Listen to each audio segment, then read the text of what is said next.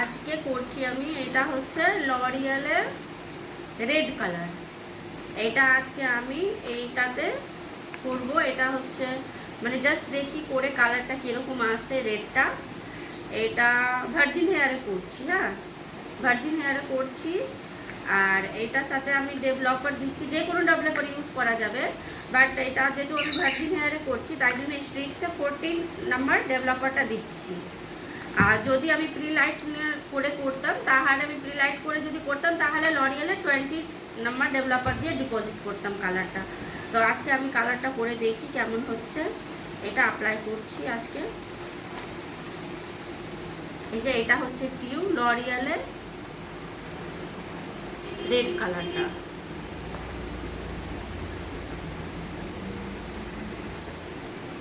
বন্ধ করে দাও।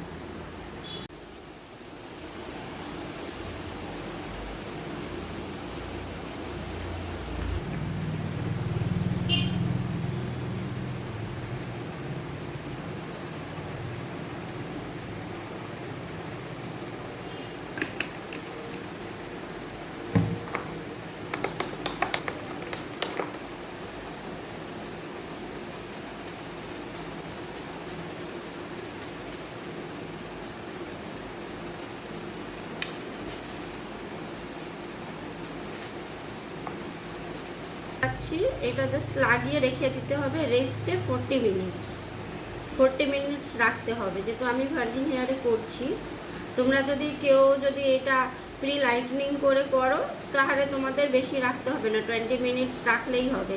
বা তোমরা শ্যাম্পু স্টেশনেই করতে পারো। আমি দেখি আগে কালারটা কীরকম আসে, তারপরে পেপার দিয়ে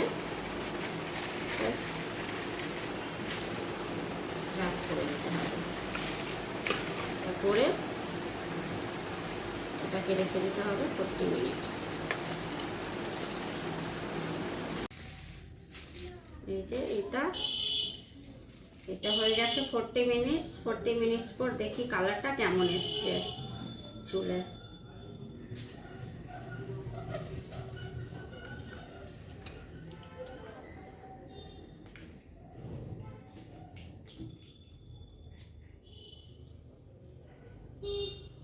বন্ধ কর।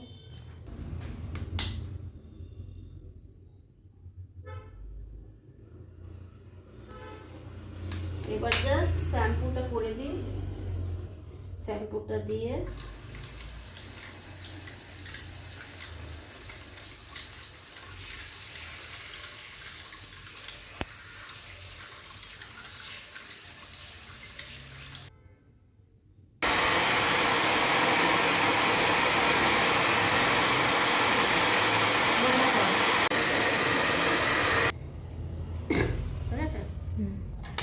এই যে এইটা হচ্ছে ফাইনালি রেজাল্ট।